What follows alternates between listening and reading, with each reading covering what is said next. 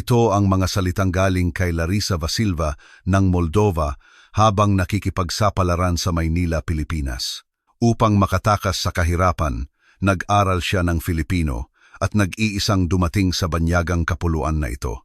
Subalit, hindi niya inakala na sa paghahanap niya ng salapi, matatagpuan niya ang mas mahalagang bagay, isang maalalahaning lalaki, isang kumpletong pamilya at pag-ibig na hindi niya naranasan kailanman.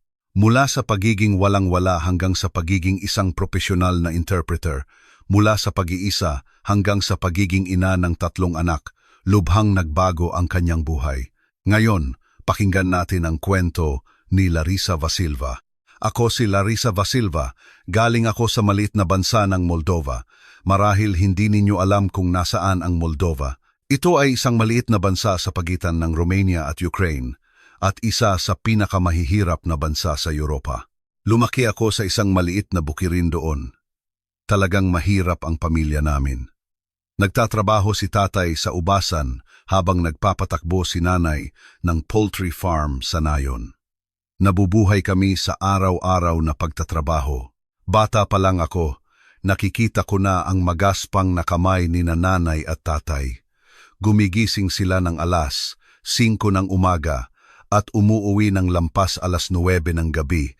Tuwing hapunan, nasasaktan ang puso ko sa tuwing nakikita ko ang kamay ni tatay na puno ng kalyo. Dahil sa magaspang na kamay na iyon, palihim akong nangako sa sarili ko na hinding-hindi ako mamumuhay ng ganoon.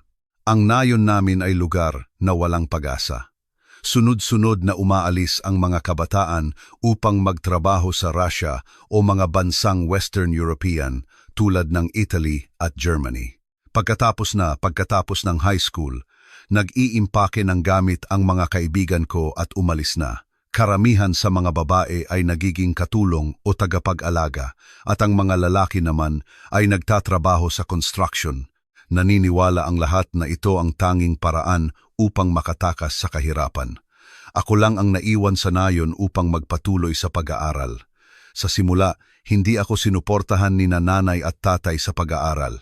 Sa tingin nila, ang babae ay kailangan lang mag-asawa. Makakakain ba ang pag-aaral? Mas mabuti pa raw na mag-asawa at magkaanak ng maaga. Iyan ang madalas nilang sabihin. Subalit, matigas ang ulo ko. Gusto ko ng ibang buhay. Mayroon akong espesyal na talento, ang galing sa wika. Natural akong nakakapagsalita ng Moldovan at Romanian at matatas din ako sa Russian. Nag-aral ako ng English ng mag-isa at mabilis ko rin itong natutunan. Napansin ng guro ko sa wika noong high school ang talento ko at hinikayat ako, Larissa, kailangan mong maging isang interpreter. Hindi dapat masayang ang talento mo. Ang pangungusap na iyon ang nagtakda sa direksyon ng buhay ko. Nagpasya akong maging isang interpreter, pero anong wika ang pipiliin ko? Siksikan na ang kompetisyon sa English at German. Gusto kong humanap ng kakaibang daan. Isang araw noong 3rd year high school ako, habang nag-internet sa library ng paaralan, nakita ko ang isang artikulo. Sabi nito, ang mga Filipino, Tagalog interpreter, ay nagiging propesyong may mataas na suweldo. Sabi pa sa artikulo, ang Pilipinas ay isang mabilis na lumalagong ekonomiya, lalo na sa sektor ng BPO at serbisyong internasyonal, ngunit halos walang nakakapagsalita ng Filipino, Tagalog sa silangang Europa. Kaya naman, mabilis na tumataas ang pangangailangan para sa mga Filipino, Tagalog interpreter. Agad kong naisip, ito na iyon. Mas kakaunti ang kalaban, mas malaki ang pagkakataon. Ito ang kutob ko. Agad akong nagsimulang mag-research tungkol sa Pilipinas sa BPO, turismo at serbisyong internasyonal nito.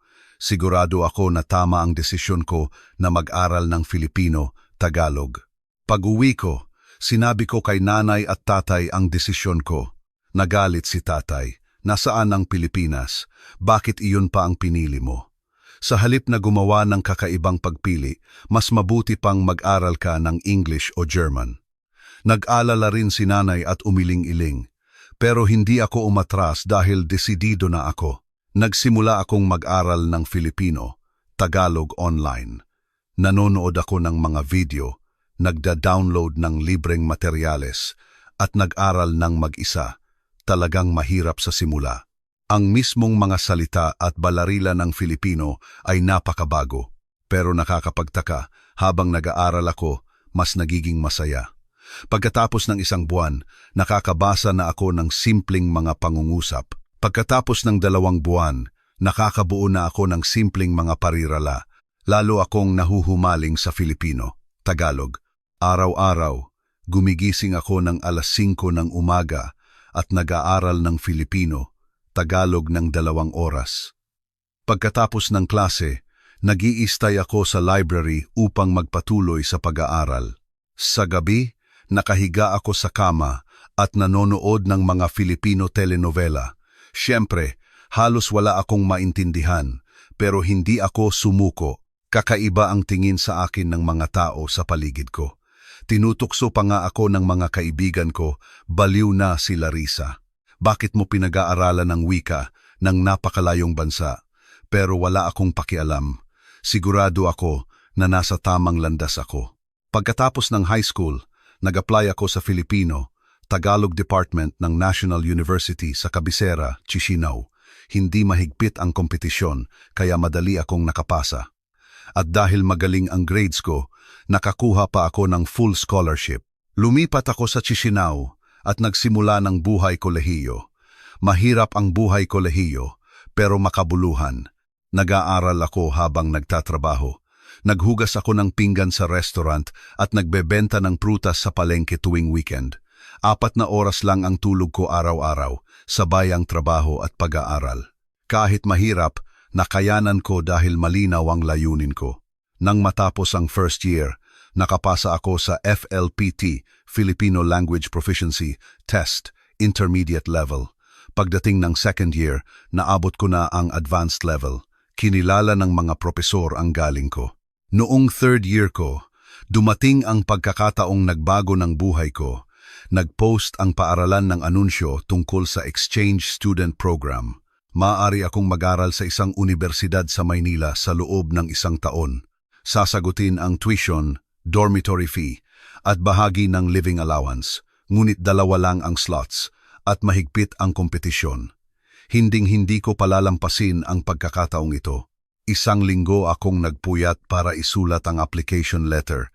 Sa self-introduction, tapat kong isinulat kung bakit kailangan kong pumunta sa Pilipinas, ano ang gusto kong matutunan doon, at anong klaseng interpreter ang gusto kong maging. Naghanda rin ako ng husto para sa interview. Naglista ako ng higit sa 100 na posibleng tanong at naghanda ng mga sagot. Araw ng interview, kinakabahan akong pumasok sa silid. 3 propesor ang nakaupo roon. Sunod-sunod ang tanong, bakit gusto mong pumunta sa Pilipinas? Ano ang inaasahan mong makuha mo sa Pilipinas?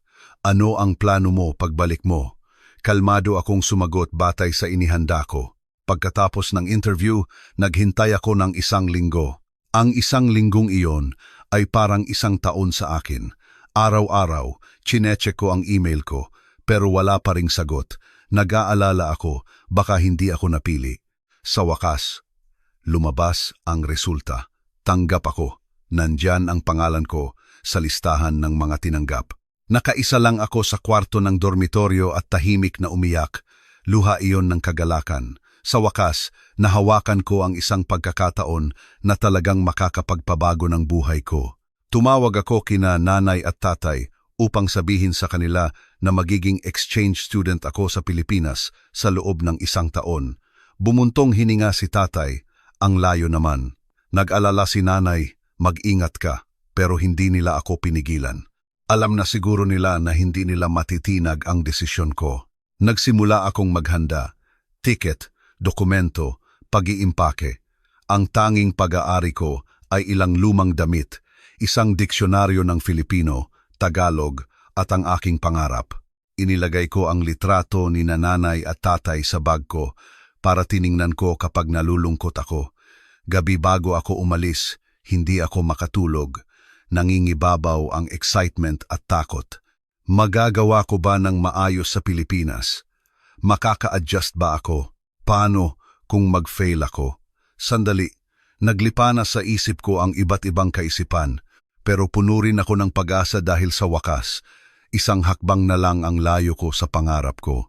Kinabukasan, Pebrero 2015, sumakay ako sa eroplano patungong Pilipinas. 27 taong gulang ako noon, kailangan kong mag-transfer ng 2 beses at umabot ng halos 24 na oras ang buong biyahe. Sa eroplano, patuloy kong iniisip, kailangan kong magtagumpay sa Pilipinas. Ililigtas ko sina nanay at tatay mula sa kahirapan. Kikita ako ng maraming pera at bibilhan ko sila ng magandang bahay. Naniniwala ako na ito ang tanging paraan upang makatakas sa kahirapan. Ang pakiramdam ng dumating ako sa NAEA, Ninoy Aquino International Airport, ay hindi ko pa rin nakakalimutan hanggang ngayon. Pagbaba ko ng eroplano, na-shock ako sa tanawin. Sobrang laki at moderno ng airport. Kumikinang ang sahig, malalaking electronic scoreboard, at ang mga taong gumagalaw ng maayos. Hindi ito maihahambing sa airport sa Chisinau na tinirhan ko, malinis at sistematiko. Sa sandaling iyon, naunawaan ko, nasa ibang mundo na talaga ako. Paglabas ko ng airport, sumakay ako sa bus papuntang paaralan. Ang tanawin ng Maynila, Makati na nakikita ko sa bintana ay mas kahanga-hanga kaysa sa inakala ko. Sunod-sunod ang matataas na gusali. Maluwag at malinis ang mga kalsada. Pagdating ko sa dormitoryo ng universidad, inayos ko ang gamit ko. Maliit ang kwarto, pero malinis at komportable, may lamesa at maliit na aparador. Sapat na iyon para sa akin. Binuksan ko ang bintana at tanaw ko ang campus. Habang pinagmamasdan ko ang mga estudyanteng dumadaan, naramdaman ko na bahagi na ako rito. Hindi ako nakatulog noong unang gabi. Bukod sa jet lag, napakaraming kaisipan sa isip ko. Napakaganda ng tanawin ng gabi ng Maynila na nakikita ko sa bintana. Ang kumikinang na ilaw ay parang mga bituin. Matagal akong nakaupo sa tabi ng bintana at pinanood ang tanawing iyon. Pagkatapos, nangako ako, kailangan kong magtagumpay dito. Hinding-hindi ako susuko. Ngunit ang realidad na nasa harap ko ay mas mabagsik kaysa sa inakala ko. Sa unang araw ng klase, nagsimula na ang hirap. Napakahirap sumunod sa mga leksyon. Masyadong mabilis magsalita ang propesor at lumilipas na lang ang mga sinasabi niya. Lumipas ang unang linggo, lumipas din ang pangalawang linggo. Lalo akong nawawalan ng kumpiyansa. Kapag nagpepresent ako sa klase, hindi maintindihan ng mga estudyante ang aking pagbigkas. Sa group work, madalas akong naiiwan. Kahit mabait sila, nararamdaman ko na hindi sila komportable makipag-usap sa akin. Malala rin ang problema sa pera. Kahit may living allowance, malayo ito sa sapat. Ang presyo ng bilihin sa Maynila ay higit pa sa inakala ko. Ang isang murang pagkain ay umaabot sa P70, na sapat na sa pagkain ng isang buong araw sa Moldova. Nagsimula akong mabuhay sa convenience store rice meals at noodles. Kailangan kong magtrabaho, pero kakaunti lang ang trabaho para sa mga dayuhang estudyante.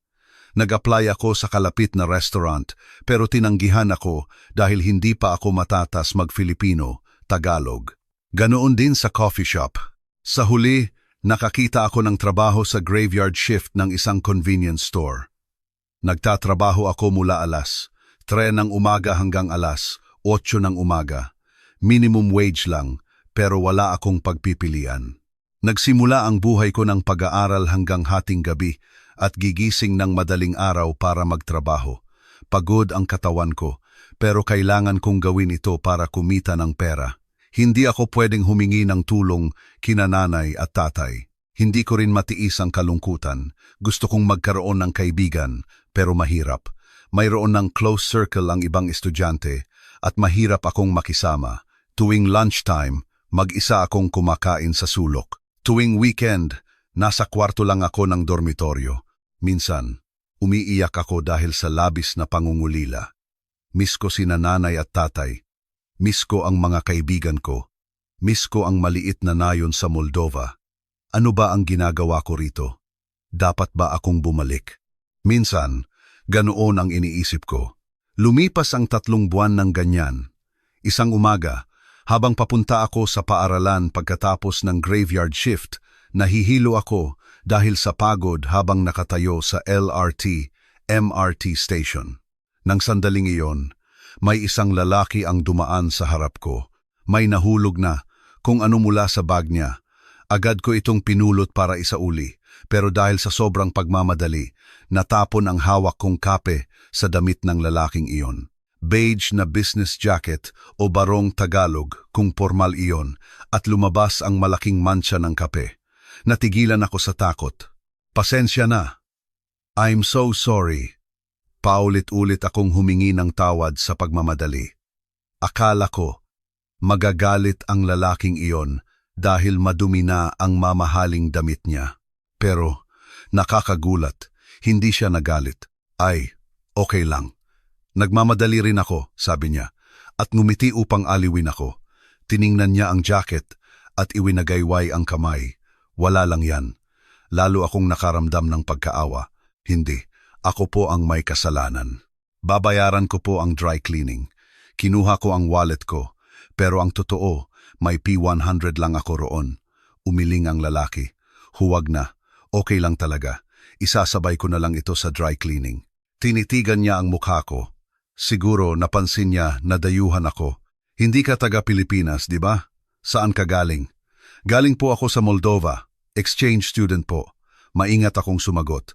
Tumango ang lalaki. Ganoon pala. Mahirap mag-adjust, di ba? Sa tanong na iyon, natigilan ako saglit. Gusto kong sabihin na okay lang, pero sa huli, nagpasya akong maging tapat. Opo, medyo mahirap. Nanginig ang boses ko. Bigla kong naramdaman na maiiyak ako. Tiningnan ng lalaki ang ekspresyon ko at malumanay na nagsalita. Ganyan din ako noong unang beses akong dumating sa Maynila. Alam ko kung gaano kahirap mag-isa sa isang banyagang lugar. Kaya mo yan. Ang mainit na salitang iyon ay nagpabagsak sa puso ko. Parang biglang lalabas ang lahat ng emosyon na naipon sa loob ng ilang buwan. Pero pinigilan ko. Hindi ako pwedeng umiyak sa harap ng isang estranghero. Salamat po. Iyon lang ang nasabi ko at yumuko. Kinuha ng lalaki ang calling card niya at ibinigay sa akin. Ito ang contact number ko. Kung may problema ka sa buhay mo rito sa Maynila, tawagan mo ako. Kung makakatulong ako, gusto kong tumulong. Kinuha ko ang card. Nakasulat doon ang pangalang Gabriel Gabi Mendoza. Ang trabaho niya ay sa isang malaking kumpanya sa Makati Trade Global Service. Muli akong nagpasalamat at sumakay na sa LRT/MRT. Matagal kong tiningnan ang card. Ang munting kabaitan na naramdaman ko sa banyagang lupa ay isang malaking aliw para sa akin. Maingat kong inilagay ang card sa wallet ko. Mula noon, madalas kong naiisip ang lalaking iyon. Paulit-ulit na lumalabas ang mainit na ngiti at boses ni Gabi sa isip ko. Siyempre, hindi ko inisip na tawagan siya. Wala akong karapatang makipag-ugnayan. Iniingatan ko lang siya sa puso ko. Lumipas ang isang buwan.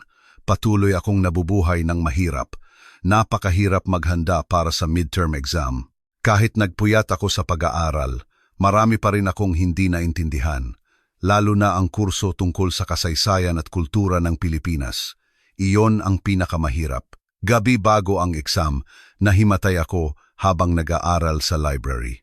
Labis na pagtatrabaho, kulang sa tulog at malnutrition ang sanhi ng pagkahimatay ko. Pagkagising ko, nasa klinik ako. Nag-aalala ang matandang nurse habang nakatingin sa akin. Paano ka magtatrabaho ng ganyan? Hindi ka kumakain ng maayos at sinisikap mo ang sarili mo. Ang kalusugan ang pinakamahalaga. Habang pinapagalitan ako, umiyak ako.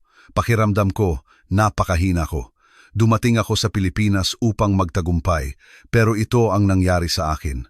Paglabas ko ng klinik, habang papunta sa dormitoryo, tumunog ang telepono ko. Unknown number. Nang sagutin ko, si Gabi pala. Larissa, si Gabi ito. Naaalala mo pa ba ako? Nagtataka ako kung paano niya nakuha ang number ko, pero mas masaya ako. Naalala po kita. Paano mo nakuha ang number ko? Nagtanong ako sa International Relations Office ng paaralan mo. Humingi ako ng contact information ng exchange student na galing sa Moldova. Pasensya na kung na-burden ka. Ngumiti ako. Naisip ko, kakaiba ang lalaking ito, pero hindi naman masama ang pakiramdam ko. Okay lang, bakit ka tumawag? Gusto ko lang malaman kung maayos ka. Kung may oras ka, gusto mo bang kumain tayo? Gusto kong ipakilala sa iyo ang magandang restaurant sa Maynila. Nag-alinlangan ako. Medyo maingat ako sa mga estrangherong lalaki, pero hindi ko matanggihan ang mainit na boses na iyon. Sige, kailan po ba? Sa Sabado, mga alas 12 ng tanghali. Magkita tayo sa gate ng paaralan, okay? Ganoon kami nagkita ni Gabi sa pangalawang pagkakataon.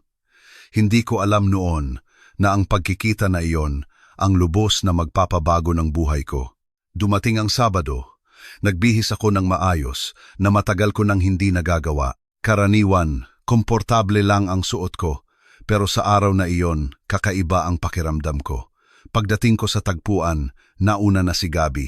Hi Larissa, matagal ka na bang naghihintay? Hindi. Kararating ko lang din. Ngumiti ng maliwanag si Gabi. Napakainit ng ngiting iyon. Magkasama kaming naglakad papunta sa restaurant. Ang lugar na inirerekomenda ni Gabi ay isang Filipino restaurant karinderya, casual dining. Nakakain ka na ba ng tradisyonal na Filipino dish? Maganda ito sa katawan at masarap.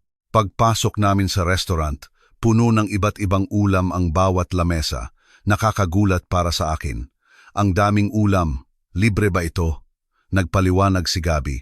Ito ang adobo, pambansang ulam ng Pilipinas. Ito naman ang sinigang na may sabaw at pritong isda. Maingat akong tumikim isa-isa. Iba ito sa mga lasa na nakain ko, pero nakakagulat, swak sa panlasa ko. Lalo na ang sinigang o sabaw ng manok, napakasarap. Nakita ni Gabi na masaya akong kumain at lumabas ang ekspresyon ng kasiyahan sa mukha niya. Masarap ba? Napakabuti. Sabi kasi ng mga dayuhan, masyadong maanghang ang Filipino food. Okay lang naman. Masarap nga eh. Habang kumakain kami, nag-usap kami tungkol sa iba't ibang bagay. Sinabi ni Gabi na galing siya sa probinsya at mga isang taon na siyang nasa Maynila, Makati.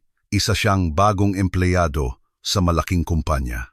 Napakalaki ng Maynila pero nakakaramdam ka ng kalungkutan. Napakaraming tao pero lahat abala sa buhay nila. Sumasang-ayon ako. Ganoon din ako. Kahit nasa gitna ako ng maraming tao, nalulungkot ako. Tumango si Gabi. Pagkatapos tinanong niya ako, Larissa, bakit ka dumating sa Pilipinas? Para ba mag-aral lang ng Filipino, Tagalog? Nag-alinlangan ako saglit. Dapat ko bang sabihin ang totoo? Pero sa harap ng lalaking ito, ayokong magsinungaling. Ang totoo para sa pera. Nagulat si Gabi. Opo, narinig ko po na malaki ang kikitain kapag naging Filipino, Tagalog interpreter. Gusto kong makatakas sa kahirapan. Ikinuwento ko ang buhay ko. Ang paglaki sa mahirap na bukirin sa Moldova, ang pagtanda habang nakikita ang hirap ni nanay at tatay, at ang pagnanais kong kumita ng pera para iligtas ang pamilya ko. Tahimik na nakinig si Gabi. Sa tingin ko, ang pag-ibig o kaligayahan ay luho. Ang survival ang priority. Kailangan kong kumita ng pera para mabuhay. Pagkatapos kong magsalita, matagal na hindi nagsalita si Gabi. Pagkatapos, malumanay siyang nagsabi, siguro napakahirap niyan. Pero, Larissa, importante ang pera, pero mas importante ang tao. Hindi ka mabubuhay ng mag-isa. Ang salitang iyon ay tumama sa puso ko, pero ayokong umamin. Kaya ko ring mabuhay ng maayos kahit mag-isa. Ngumiti ng mapait si Gabi. Ganyan din ang inisip ko noon, pero nalaman ko. Pagkatapos mabuhay ng mag-isa, na ang tao ay sumasaya lang kapag may kasama. Ang pag-uusap namin sa araw na iyon ay nagpaisip sa akin ng husto at nakakagulat. Patuloy akong naaakit kay Gabi. Mula noon, madalas kaming nagkikita ni Gabi sa simula mga minsan sa isang linggo. Pagkatapos, lalo kaming nagiging madalas magkita. Dinala ako ni Gabi sa iba't ibang lugar sa Maynila, Intramuros, Rizal Park, Mall of Asia by the Bay. Kapag kasama ko si Gabi, Hindi ako nalulungkot. Unti-unting natunaw ang kalungkutan na naipon sa loob ng ilang buwan. Magaling makinig si Gabi sa akin. Sa tuwing nalulungkot ako, binibigyan niya ako ng lakas. Nakikinig din ako kay Gabi. Sabi ni Gabi, mahirap ding mabuhay ng mag-isa sa Maynila. Galing din ako sa probinsya at wala akong kakilala. Mahirap makipag-close sa mga kasamahan sa trabaho. Napakabuti na nakilala kita, Larissa. Narinig ko ang salitang iyon ni Gabi at naging mainit ang puso ko. Ganyan pala ang pakiramdam ng maging kailangan ng isang tao. Lumipas ang mga 3 buwan. Isang gabi, habang naglalakad kami sa Roxas Boulevard, Baywalk, biglang hinawakan ni Gabi ang kamay ko. Nagulat ako at tiningnan si Gabi. Larissa, maging tapat tayo. Gusto kita. Biglang tumibok ang puso ko. Ang totoo. Gusto ko rin si Gabi, pero ayokong umamin. Wala akong oras para sa love life. Kailangan kong mag-aral at kumita ng pera. Gabi, gusto kong magsalita, pero nanginig ang boses ko. Mahigpit na hinawakan ni Gabi ang kamay ko at sumagot, "Puwede tayong magdahan-dahan. Bibigyan kita ng oras para mag-isip. Gusto ko lang malaman mo na tapat ang intensyon ko." Nang gabing iyon, pagbalik ko sa dormitoryo, hindi ako makatulog. Umiikot sa isip ko ang confession ni Gabi. Gusto ko rin si Gabi, pero pakiramdam ko, hindi ako pwedeng mahulog sa pag-ibig. Ang pag-ibig ay luho. May goal ako, maging interpreter, kumita ng pera. Nag-isip ako sa loob ng 1 linggo. Pagkatapos, tinawagan ko si Gabi at sinabing gusto kong makipagkita. Sa coffee shop, nakaupo kami ng magkaharap. Kinakabahan ang ekspresyon ni Gabi. "Gusto rin kita, Gabi." Nang marinig ni Gabi ang sagot ko, masaya siyang ngumiti. Ganoon kami naging magkasintahan. Sa simula, napakasaya namin. Magkasama kaming kumain, nanood ng sine, naglakad at pinag-usapan ang aming mga pangarap. Pero habang lumilipas ang panahon, nagsimulang lumabas ang problema. Abot-abot pa rin ako sa pag-aaral at trabaho. Gusto ni Gabi na magkasama kami ng mas madalas, pero wala akong oras. "Larissa, maglaro tayo sa weekend, okay? Pasensya na, kailangan kong mag-review para sa exam. Paano next week? Marami akong shift next week." Nalungkot si Gabi, pero wala akong magawa. May goal ako. Para sa goal na iyon, kailangan kong isakripisyo ang lahat. Malapit nang matapos ang exchange student period ko. Plano kong bumalik sa Moldova, magtapos ng college, at bumalik sa Pilipinas upang maghanap ng trabaho. Kukuha ako ng interpreter license, papasok sa magandang kumpanya, at kikita ng maraming pera. Pero iba ang iniisip ni Gabi. Isang araw, seryosong sinabi ni Gabi, "Larissa, hindi ka ba pwedeng magstay na lang sa Pilipinas? Mag-aral ka ng graduate school dito at mabuhay tayong magkasama." Umiling ako. Hindi. May plano ako. Kailangan kong magtapos at kumuha ng license. Hindi ba pwedeng kumuha ng license dito? Masyadong mahal ang bayad. Wala akong pera. Bumuntong hininga si Gabi. "Larissa, pera na lang yata ang iniisip mo. Mahalaga rin ang relasyon natin, di ba?" Nang marinig ko iyon, nagalit ako. Hindi naiintindihan ni Gabi. Hindi niya alam kung ano ang kahirapan. Hindi niya alam kung gaano kahirap ang walang pera. Lumakas ang boses ko. Tumingin sa amin ang mga tao sa coffee shop. Nag-alala si Gabi at tumingin sa akin. "Larissa, kumalma ka. Ako ang nagkamali. Huwag mong sabihin sa akin na ganoon kadali lang. Kailangan kong buhayin ang pamilya ko. Wala akong oras para mag-love life dito." Pagkatapos kong sabihin iyon, nagsisi ako. Dahil nasaktan ang mukha ni Gabi. Pero huli na. Kung ganoon, ano ako? Pambayad lang ng oras. Nanginig din ang boses ni Gabi. "Hindi iyon ang ibig kong sabihin. Parang ganoon. Hindi ako importante sa iyo. Pera ang pinakamahalaga." Nag-away kami ng malala noong araw na iyon. Ilang araw kaming hindi nag-usap. Galit at malungkot ako. Kahit mahal ko si Gabi, hindi ko pwedeng isuko ang goal ko. Lumipas ang mga 1 linggo. Nag-text si Gabi at sinabing gusto niyang makipagkita para mag-usap. Pumunta ako. Mukhang pagod si Gabby.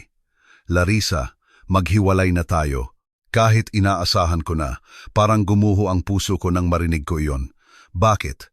Masyado tayong magkaiba ng iniisip. Gusto kong gumawa ng future kasama ka, pero gusto mong mag-isa lang lumakad. Wala akong nasabi. Dahil tama si Gabby. Mahal na mahal kita.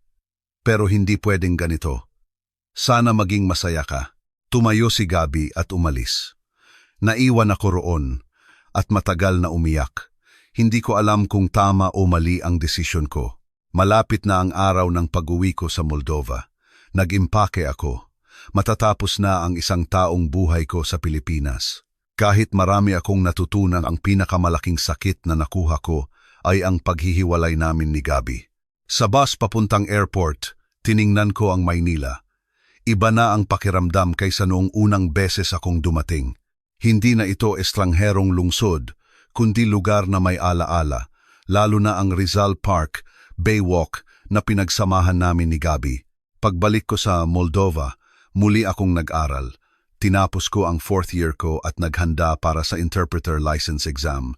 Sa tuwing naiisip ko si Gabby, pinipilit kong mag-focus sa pag-aaral. Sinasabi ko sa sarili ko na kalimutan na at magpatuloy. Masaya sina nanay at tatay na nakabalik ako. Pero iba na ako kaysa noon. May kakaibang pakiramdam ng kawalan. Kahit nandyan pa rin ang goal ko na kumita ng pera, nagsimula akong mag-alinlangan kung iyon na ba ang lahat. Minsan, nagte-text si Gabby. Maikling greetings lang. Nagre-reply din ako, pero hindi na gaya noon na matagal kaming nag-uusap. Alam namin na mas sasaktan lang namin ang isa't isa kung magpapatuloy. Pagkatapos ng ilang buwan, nakapasa ako sa interpreter license exam. Pagkatapos, nag-apply ako sa International Interpretation Company sa Pilipinas. Kailangan kong pumunta ulit sa Pilipinas para sa interview. Pagdating ko sa Maynila, magkahalo ang nararamdaman ko. Bumalik ako, pero naaalala ko rin si Gabby. Nag-alinlangan ako kung tatawagan ko ba, pero hindi ko ginawa. Naisip ko, ngayon, dapat sundin ko na ang sarili kong landas.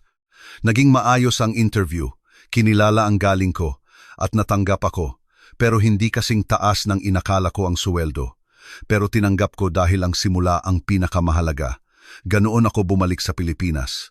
Hindi na ako exchange student, kundi professional. Nagsimula akong tumira sa maliit na apartment na inilaan ng kumpanya.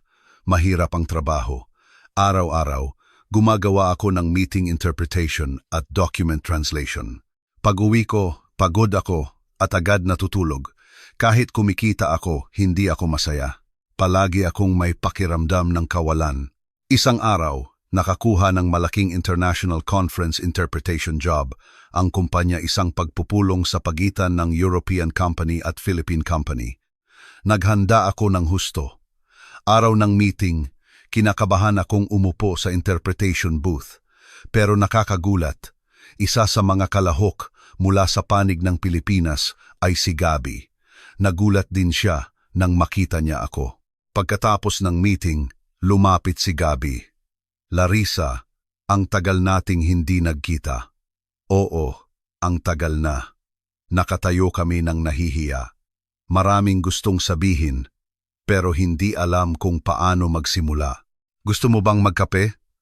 Tumango ako sa alok ni Gabby. Pumunta kami sa kalapit na coffee shop at nag-usap ng magkaharap. Nagbago ng husto si Gabby, mukhang mas mature at mas confident. Nagsimula akong magtrabaho sa Maynila, mga 3 buwan na ang nakalipas. Pasensya na at hindi ako nakipag-ugnayan. Naputol ang salita niya.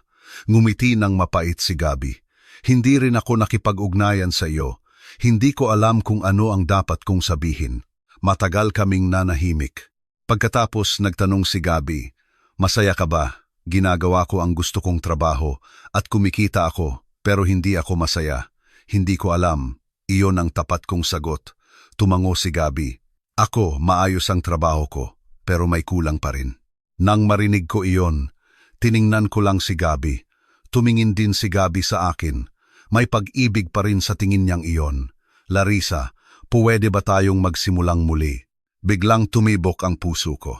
Gusto kong magsimulang muli, pero natatakot ako na mauulit lang ang dating nangyari. Pakiramdam ko, importante pa rin ang trabaho. Alam ko, naiintindihan ko na ngayon kung bakit ka ganoon noon. Sa pagkakataong ito, rerespetuhin natin ang isa't isa at magkasama tayong maglalakad. Ang tapat na salita ni Gabi ay nagpatinag sa puso ko. Dahan-dahan akong tumango. Sige, subukan natin, pero dahan-dahan lang. Masayang ngumiti si Gabi. Nang makita ko ang ngiting iyon, naging mainit din ang puso ko. Siguro, magiging maayos kami sa pagkakataong ito. Nagsimula ulit kaming magkita ni Gabi. Iba ito kaysa noon. Nirerespeto namin ang oras ng isa't isa. Kapag abala ako, naghihintay si Gabi. Kapag abala si Gabi, naghihintay ako. Pinagsasama namin ang weekend. Kahit simpleng dates lang, masaya ako. Nanood ng sine, naglakad sa parke, at kumain ng masarap. Maalalahanin si Gabi. Natutunan ko ring maging mas masaya kaysa noon. Lumipas ang mga 3 buwan. Naging sigurado kami sa isa't isa. Alam namin na maaari kaming magkasama. Isang gabi, habang magkahawak kamay kaming naglalakad, sinabi ni Gabi, "Larissa, papakasalan mo ba ako?" Nagulat ako sa biglaang proposal. Hindi ko pa naisip ang kasal. Gabi, hindi ba masyadong mabilis? Hindi. Sigurado ako. Gusto kong makasama ka habang buhay, Larissa. Nang makita ko ang seryosong tingin ni Gabi, natinag ang puso ko. Ang totoo, gusto ko ring makasama si Gabi, pero may takot pa rin. Pakiramdam ko, hindi pa ako handa. Bigyan mo pa ako ng kaunting oras. Kahit nalungkot ang ekspresyon ni Gabi, sinabi niyang naiintindihan niya ako. Marami akong pinag-isipan ng mag-isa. Ano ang ibig sabihin ng kasal para sa akin? Ano ang ibig sabihin ng makasama si Gabi? Lumipas ang 1 buwan, pero may kakaibang nangyayari. Sobrang pagod ako. Mas marami akong natutulog kaysa karaniwan, pero inaantok pa rin ako. Araw-araw, sinasabihan ako ng suka. Sa simula akala ko, dahil lang sa sobrang pagtatrabaho, dahil marami akong trabaho sa kumpanya kamakailan, pero nagpatuloy ang sintomas. Nagsimula akong mag-alala, baka nagkasakit ako ng malala. Sinabi ko kay Gabi. Pinapunta ako ni Gabi sa ospital. Larissa, kailangan mong magpa-check up ng maayos. Ang kalusugan ang pinakamahalaga. Patuloy kong ipinagpapaliban ang pagpunta sa ospital. Pakiramdam ko, sayang sa pera at wala akong oras. Pero nag-aalala si Gabi. Sa huli, pumunta ako sa health center kung saan libre ang basic check-up. Habang naghihintay ng resulta, hindi ako mapakali. Paano kung malala talaga ang sakit ko? Pero maingat na nagtanong ang nurse, "Puwede ka bang mabuntis?" Nagulat ako sa tanong na iyon. Buntis? Hinding-hindi ko naisip. Akala ko, nag-iingat kami ni Gabi. Gusto mo bang mag-pregnancy test para makasiguro? Nanginginig akong pumayag. Ang resulta ay lalabas sa loob ng 10 minuto. Ang 10 minutong iyon ay parang 10 oras. Walang laman ang utak ko. Paano kung buntis talaga ako? Muling tinawag ako ng nurse, ang ekspresyon niya ay masayang-masaya. "Congrats, buntis ka." Sa sandaling iyon, parang tumigil ang mundo. Buntis? Hindi ako makapagsalita. Nagpatuloy sa pagsasalita ang nurse, pero hindi ko na naririnig.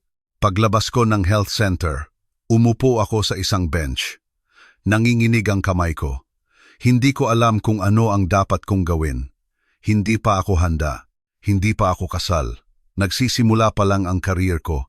Magkakaanak na ako ngayon. Dapat ba akong tumawag kay Gabi? Nag-alinlangan ako. Dapat ko siyang sabihan. Pero natatakot ako sa reaksyon ni Gabi.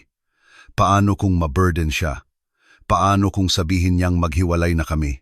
Mahigit 1 oras akong nakaupo sa bench, pinapanood ang mga taong dumadaan, at nag-iisip ng malalim.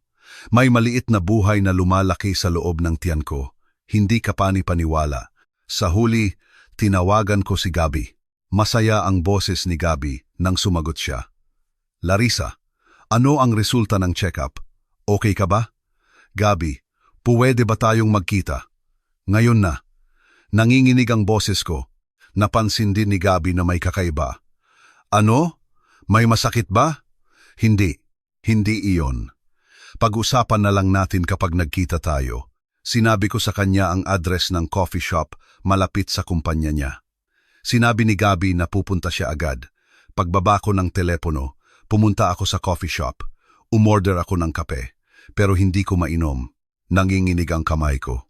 Pagkatapos ng mga 30 minuto, dumating si Gabi. Mukhang tumakbo siya. Hingal na hingal siya. Larissa, ano ang nangyari? Nag-aalala ako. Hinawakan ni Gabi ang kamay ko. Tinitigan ko ang mata ni Gabi at dahan-dahan akong nagsalita. Gabi, buntis ako. Natigilan ang ekspresyon ni Gabi. Hindi siya nagsalita saglit. Sobrang takot ako sa reaksyon ni Gabi. Baka magalit siya, baka umalis siya, baka sabihin niyang ayaw niyang maging responsable. Pero dahan-dahang ngumiti si Gabi. Pagkatapos, mas hinigpitan niya ang pagkakahawak sa kamay ko. Talaga? May baby tayo? Iyon ay isang hindi inaasahang reaksyon. Naguguluhan akong tumango. Oo, kinumpirma sa health center. Biglang tumayo si Gabi at niyakap ako. Tumingin sa amin ang mga tao sa coffee shop pero hindi nag-alala si Gabi. Larissa, napakabuti. May baby tayo. Sumabog ang luha ko. Luha ito ng anxiety at relief na magkahalo. Inalu ako ni Gabi at nagsabi, okay lang, nandito ako. Magkasama nating palalakihin pero hindi pa ako handa. May trabaho pa. Huwag kang mag-alala. Dahan-dahan tayong maghahanda. Tutulungan kita. Huwag kang mag-alala. Dahil sa mainit na salita ni Gabi, unti-unting kumalma ang puso ko at nakakagulat. Nakaramdam ako ng kaligayahan. Kahit natatakot ako, excited din ako. Nang gabing iyon, inihatid ako ni Gabi sa pinto ng apartment ko at seryosong nagsalita, Larissa, magpakasal na tayo. Gusto kong bigyan ng kumpletong pamilya ang bata. Sa pagkakataong ito, hindi ako nag-alinlangan. Dahil nakapagdesisyon na ako. Oo, payag ako. Muling niyakap ako ni Gabi. Matagal kaming nakatayo ng ganoon. Kinabukasan, nagsimula ang abalang buhay. Kailangan naming maghanda para sa kasal at sabihin sa kumpanya ang tungkol sa pagbubuntis. Tumawag din ako kina nanay at tatay. Nay, magpapakasal ako. Nagulat si nanay. Biglaan naman. Sino? Taga-Pilipinas. Mabait ba siyang tao? Hindi mo man lang kami pinakilala. Pasensya na. Inarrange kasi. Biglaan lang. Ang totoo, nahihiya akong sabihin ang tungkol sa pagbubuntis, kaya itinago ko na lang. Malalaman din nila kapag ipinanganak na ang bata. Buti na lang, naintindihan ng kumpanya, pero tinanong nila kung babalik pa ba ako sa trabaho pagkatapos ng maternity leave. Sabi ko, opo, hindi ko pwedeng iwan ang trabaho ko. Dumating ang araw para makilala ang pamilya ni Gabi.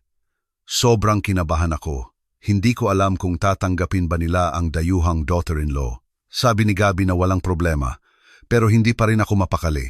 Ang bahay ng mga magulang ni Gabi ay nasa labas ng Maynila, isang tahimik na lugar. Pagpasok ko, masayang sinalubong ako ng magiging mother-in-law ko. Welcome, Larissa. I've been curious about you. Mas bata siya kaysa sa inakala ko at napakabait ng mukha niya. Nakangiti ring bumati ang father-in-law ko. Ang magiging daughter-in-law namin, welcome, inilabas ko ang inihanda kong regalo, isang tradisyonal na embroidered handkerchief mula sa Moldova. Masayang tinanggap iyon ng mother-in-law ko. Dumating ang oras ng pagkain. Puno ng pagkain ang lamesa na inihanda ng mother-in-law ko. Kanin, adobong manok, sinigang, at iba't ibang ulam. Hindi ko alam kung babagay sa panlasa mo. Kumain ka ng marami. Salamat po. Mukhang masarap. Habang kumakain, nag-usap kami tungkol sa iba't ibang bagay. Nagulat ang mother-in-law ko na galing ako sa Moldova. Siguro napakahirap niyan galing sa napakalayong lugar. Mabait ba si Gabi sa iyo? Mabait po si Gabi. Pero mahirap mabuhay sa banyagang bansa, di ba? Huwag kang mag-alala. Tutulungan ka namin kapag may problema ka. Ang salita ng mother-in-law ko ay nagpakalma sa akin. Pagkatapos kumain, sinabi ni Gabi ang tungkol sa pagbubuntis kay nanay at tatay niya. Ang totoo po, buntis si Larissa. Biglang natahimik. Hindi ako makatingin. Naisip ko na premarital pregnancy ito, kaya siguradong na-disappoint sila. Pero pagkatapos ng pagkabigla, ngumiti ang mother-in-law ko. Aba, kailangan na nating bilisan ang kasal. Congrats, Larissa. Mukhang masaya rin ang father-in-law ko. Magandang balita. Ipinanganak mo ng malusog, ha? Nakahinga ako ng maluwag. Nagpapasalamat ako talaga na tinanggap nila ako. Simple lang ang kasal. Nag-register kami sa munisipyo at kumain kasama ang malalapit na tao. Hindi nakapunta sina nanay at tatay ko mula sa Moldova, pero nakasali sila sa video call. Larissa, mabuhay ka ng masaya, may luha sa mata ni nanay. Opo, nay, magiging masaya ako. Lumipat kami sa maliit na 2-bedroom apartment na inupahan namin sa labas ng Maynila. Kahit maliit, sapat na iyon para sa aming dalawa. O, dapat pala sa aming tatlo dahil parating na ang baby. Lumalaki na ang tiyan ko. Nagtrabaho ako sa kumpanya hanggang sa 5th month ng pagbubuntis ko. Pagkatapos, nagsimula na ang maternity leave ko. Inalagaan ako ng husto ni Gabi. Larissa, huwag mong pilitin. Ang kalusugan ang pinakamahalaga. Mag-relax ka lang. Huwag kang mag-alala. Okay lang ako. Pero ang totoo, hindi ako mapakali. Mababawasan ang pera. Paano na ang buhay namin mamaya? Napakalaking gastos ang baby. Kaya ba namin? Parang napansin ni Gabi ang pag-aalala ko. Huwag kang mag-alala sa pera. Magtatrabaho ako ng husto. Kaya nating palakihin ang bata. Ang salita ni Gabi ay nagpakalma sa akin ng kaunti. Pero may anxiety pa rin sa puso ko. Pakiramdam ko, naging dependent ako. Nasaktan ang pride ko. Ganoon lumipas ang pregnancy period. Malusog na lumalaki ang baby sa tiyan ko. Unti-unti, naghahanda na rin ako sa pagiging nanay. Nagsisimula ang isang bagong buhay. Malapit na ang due date. Sobrang laki na ng tiyan ko. At nahihirapan na akong maglakad. Inayos ni Gabi ang schedule ng trabaho niya upang mas maalagaan niya ako. Madalas ding bumibisita si Lola, mother-in-law, para magluto at gumawa ng gawaing bahay. Larissa, magpahinga ka ng maayos. Ang postpartum care pag-aalaga pagkatapos manganak ang pinakamahalaga. Sinabi ni Lola na sa Pilipinas, kailangang uminom ng warm soup tulad ng sabaw ng manok at iwasan ang cold water pagkatapos manganak. Hindi ko masyadong naintindihan sa simula, pero ramdam ko ang care ni Lola. Isang madaling araw, biglang sumakit ang tiyan ko. May contractions. Parang lalabas na si baby. Nagulantang si Gabi at dali-daling nagbihis at nag-impake ng delivery bag. Tumawag kami ng taxi at pumunta sa ospital. Pagpasok ko sa delivery room, sobrang takot ako. Napakasakit din ng contraction. Hindi ko alam kung ano ang mangyayari. Patuloy akong sinusuportahan ng mga nurse pero umiiyak ako at tinatawag si Gabi. Sobrang takot ako. Mahigpit na hinawakan ni Gabi ang kamay ko. Kaya mo yan, konting-konti na lang. Pagkatapos ng ilang oras ng contraction, sa wakas, narinig ang iyak ng baby. Nang marinig ko iyon, naramdaman ko ang pinakamalaking emotion sa buhay ko. Inilagay ng nurse ang baby sa bisig ko. Babae, 3.2 kilogram, napakalusog na baby. Nang makita ko ang maliit at pulang mukha ng baby, tumulo ang luha ko. Hindi ka panipaniwala na ipinanganak ko ang maliit na buhay na ito. Umiiyak din si Gabi. Larissa, salamat, anak natin. Napakaganda. Sa sandaling iyon, naunawaan ko. Ito pala ang pag-ibig. Unconditional love. Habang naka-confine ako, araw-araw na bumibisita si Lola. Nagdadala siya ng warm soup at nagtuturo sa akin kung paano alagaan ang baby. Kailangan mong suportahan ang leeg ni baby. Ganyan ang pagbuhat. Masigasig na nagturo si Lola. Kahit lampa ako, nagsikap akong matuto. Hindi ako minamaliit ni Lola dahil dayuhan ako. Sa halip, tinrato niya ako na parang sarili niyang anak. Larissa, mahirap, di ba? Hindi madaling mag-alaga ng bata, pero okay lang. Ganyan tayong mga nanay, natututo. Ang salita ni Lola ay malaking aliw. Kahit miss ko ang sarili kong nanay sa Moldova, pinunan ni Lola ang kawalan na iyon. Pag-uwi ko mula sa ospital, nagstay si Lola sa bahay namin ng 1 buwan para alagaan ako. Araw-araw, nagluluto siya ng warm soup, naglalaba, at naglilinis ng bahay. Kailangan mong magpahinga ng maayos. Kung hindi mo aayusin ang sarili mo ngayon, sasakit ang katawan mo mamaya. Ang pagpapahinga ang trabaho mo ngayon. Sa simula, hindi ako komportable. Hindi ako sanay na umasa sa iba. Pero nang makita ko ang care ni Lola, natunaw ang puso ko. Naramdaman ko na mahal niya talaga ako. Isang gabi, habang pinapanood ko si Lola na naghuhugas ng pinggan, bigla akong umiyak. Sobrang nagpapasalamat ako, pero nakakahiya rin na ganoon ang ginagawa niya para sa akin. Malola, ako na po, magpahinga na po kayo. Pinunasan ni Lola ang kamay niya at ngumiti. Okay lang, sanay na ako sa ganito. Sapat na ang pag-alaga mo kay baby. Salamat po, maraming salamat po. Mahigpit kong niyakap si Lola. Niyakap din ako ni Lola. Larissa, anak ka na namin ngayon. Hindi na kailangang magpasalamat sa pamilya. Nang marinig ko iyon, lalo akong umiyak. Hindi ko naranasan ang pag-ibig ng pamilya sa buong buhay ko. Lumaki ako ng mag-isa sa Moldova, sa gitna ng mga magulang na laging nagtatrabaho. Survival ang mas inuna kaysa sa pag-ibig. Pero iba rito, tinitrato ako ng pamilya ni Gabi na parang tunay na pamilya. Walang discrimination dahil dayuhan ako o daughter-in-law. Sa halip, mas inalagaan nila ako dahil alam nilang nahihirapan ako sa banyagang lugar. Mahirap talaga ang pag-alaga kay baby. Baligtad ang araw at gabi at hindi ako makatulog ng maayos. Masakit ang bawat feeding. Buong araw, karga ko ang baby na umiiyak. Pero nakakagulat, masaya ako. Kapag tinitingnan ako ni baby at ngumingiti, kapag hinahawakan niya ang daliri ko, kapag natutulog siya ng mahimbing sa bisig ko, ang mga sandaling iyon ay regalo na hindi ko ipagpapalit sa anumang bagay. Pagkatapos ng 1 buwan, umuwi na si Lola. Ngayon, kailangan ko nang mag-alaga kay baby ng mag-isa. Sa simula, lost ako, pero ginawa ko ang itinuro ni Lola. Tumulong din si Gabi, pag-uwi niya galing trabaho. Nagpalit ng diaper, nagpatulog kay baby kapag umiyak. Larissa, huwag mong gawin ng mag-isa. Magkasama tayong mag-alaga. Sobrang nagpapasalamat ako sa salita ni Gabi. Mga 3 buwan na si baby at nagsimula na akong mag-isip na bumalik sa trabaho. Hindi kami stable sa pera. Hindi sapat ang kinikita lang ni Gabi. Gabi, gusto kong magtrabaho ulit. Hindi ba masyadong maaga? Napakaliit pa ni baby. Pero kailangan namin ng pera. Hindi biro ang gastos sa gatas at diaper. Nalungkot ang ekspresyon ni Gabi. Paano si baby?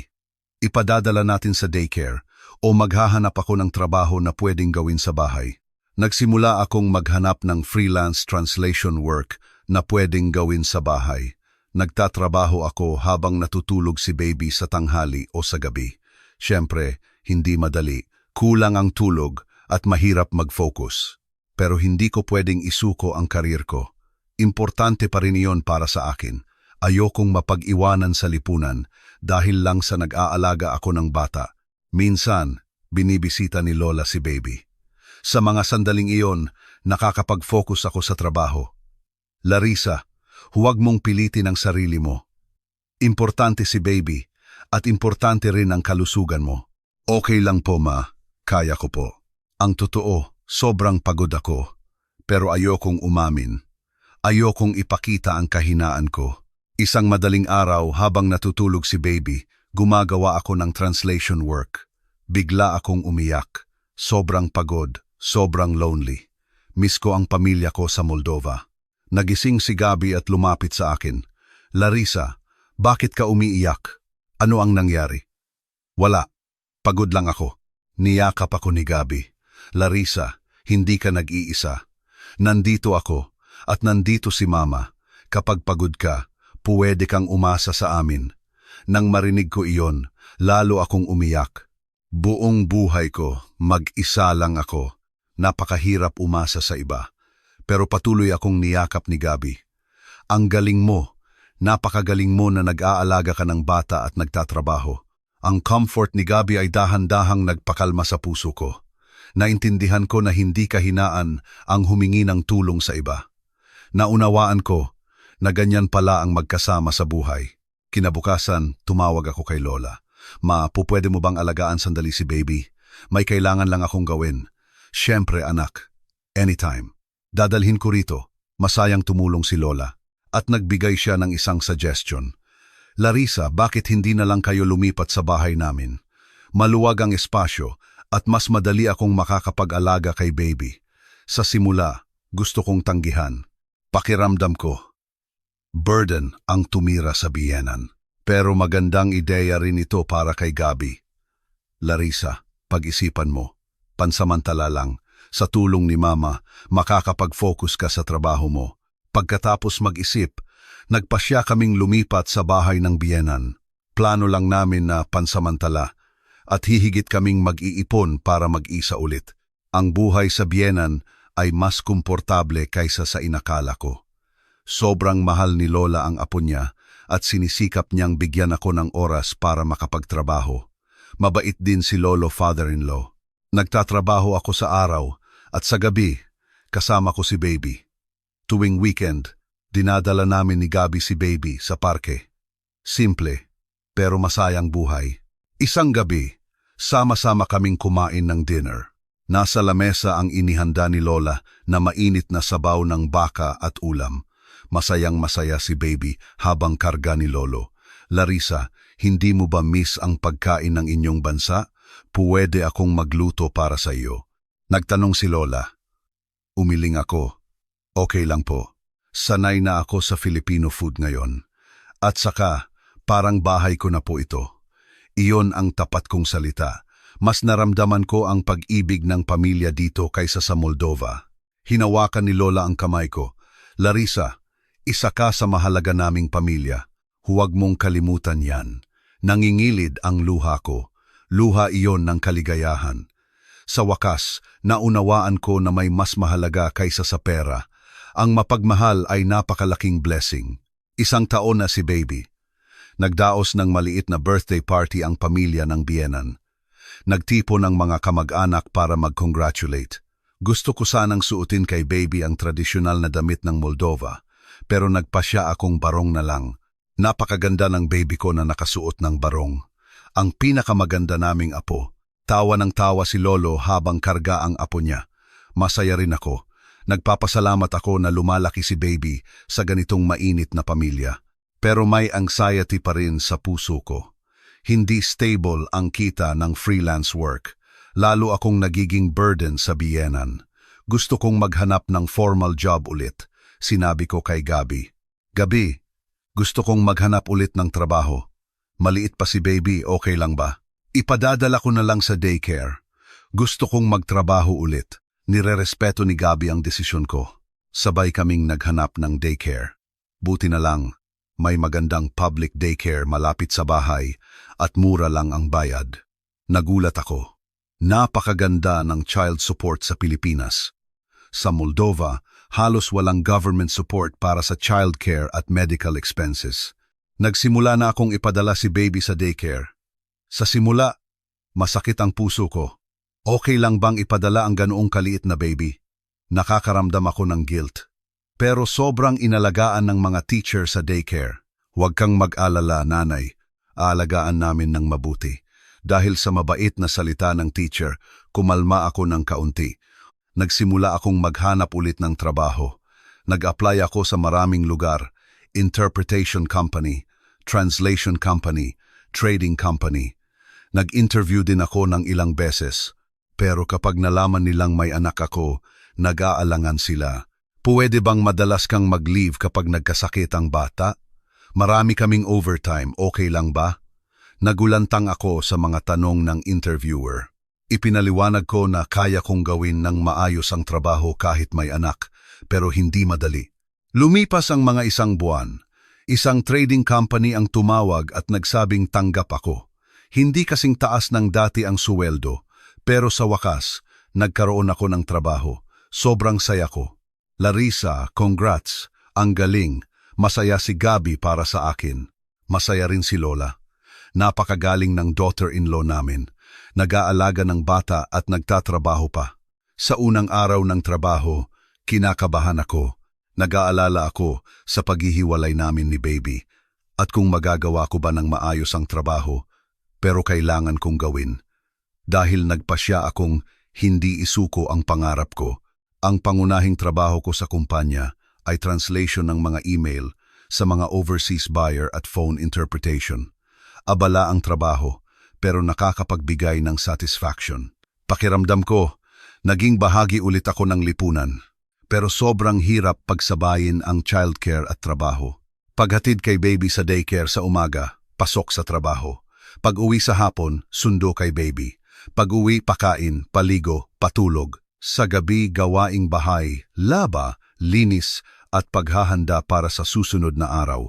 Alas 12 na ng hating gabi ako natutulog. Pagkatapos, gumising ako ulit sa madaling araw para magsimula ng bagong araw. Sobrang pagod ang katawan ko. Isang araw, habang nakatayo ako sa LRT, MRT, muntik na akong mahimatay. Buti na lang, sinalo ako ng katabi ko. Ay, okay ka lang? Ang putla mo. Baka kailangan mong magpa-check up. Okay lang po, salamat. Nagkunwari akong okay lang, pero nasa limit na ako. Nag-aalala rin si Gabi. Larissa, masyado mo namang pinipilit ang sarili mo. Magpahinga ka muna. Wala. Kaya ko. Ayokong ipakita ang kahinaan ko, kaya patuloy akong nagtiis. Pero isang araw, hindi na sumunod ang katawan ko. Sa gitna ng isang mahalagang meeting sa kumpanya, habang nag-interpret ako, bigla akong nahilo. Bago ako matumba, inilabas ako ng kasamahan ko. Larissa, kailangan mong pumunta sa ospital. Dinala ako sa ospital. Ang resulta ng check-up ay overwork at anemia, sabi ng doktor. Kung magpapatuloy ka sa ganyan, magkakaroon ka ng malaking problema. Magpahinga ka ng maayos at bawasan mo ang trabaho mo pansamantala. Dali-daling dumating si Gabi. Nag-aalala siyang nakatingin sa akin. Larissa, hindi ba sinabi ko na sa iyo, masyado mong pinipilit ang sarili mo? Pasensya na, umiyak ako. Pakiramdam ko, masyado akong greedy. Pag-uwi ko, nagpahinga ako ng ilang araw. Si Lola ang dumating para mag-alaga sa akin. Larissa, masyado kang nagsisikap. Minsan, kailangan din ng pahinga. Pero kailangan kong magtrabaho at kumita ng pera. Mas mahalaga ang kalusugan kaysa sa pera. Wala kang magagawa kung magkasakit ka. Tama ang sinabi ni Lola. Kailangan kong tanggapin ang limit ko. Ipinaliwanag ko sa kumpanya ang sitwasyon ko at humingi ng work schedule adjustment. Buti na lang naintindihan ng kumpanya. Binago nila ang schedule ko, nagtatrabaho ako sa umaga at part-time sa hapon. Kahit nabawasan ang suweldo, naingatan ko ang kalusugan ko at nagkaroon ako ng oras. Ginamit ko ang oras na iyon para mag-aral. Gusto kong kumuha ng mas high-level na interpreter license. Gusto kong maging mas professional na interpreter. Ginamit ko ang oras sa gabi habang natutulog si Baby para mag-aral. Sa pagkakataong ito, hindi ko pinilit ang sarili ko. Nag-aral ako ng dahan-dahan at stable. Tumulong din si Gabi. Larissa, pag-aralan natin ang bahaging ito, okay? Sinusuportahan ni Gabi ang pag-aaral ko. Tuwing weekend, dinadala niya si Baby sa labas para makapag-focus ako. Napakamaalalahanin niya. Pagkatapos ng ilang buwan, nakapasa ako sa exam at nakakuha ng professional interpreter license. Sobrang saya ko. Nag-celebrate din sina Gabi at ang pamilya ng biyenan. Larissa, ang galing. Pinatunayan mo na kaya mo. Dahil sa license na yon, nagsimula akong maghanap ng mas magandang pagkakataon. Nagsimula akong tumanggap ng professional freelance interpretation work, conference interpretation, seminar interpretation. Tumataas din ang kita ko. Mas malaki pa ang kinikita ko kaysa sa pagtatrabaho sa kumpanya. Flexible din ang oras ko. Lumalabas ako para magtrabaho At kapag wala, nasa bahay ako at kasama ang anak ko. Naunawaan ko na hindi sapat ang magsikap ng walang plano. Ang balance ay mahalaga. Mahalaga ang trabaho, pero mahalaga rin ang pamilya. Mahalaga rin ang kalusugan. Isang gabi, kasama namin ni Gabi si Baby at naglalakad sa parke. Nakakalakad na si Baby ngayon at nakakapagsalita. "Mama!" Hinawakan ni Baby ang kamay ko. Sa sandaling iyon, puno ang puso ko. Ito ang kaligayahan. "Larissa, masaya ka ba?"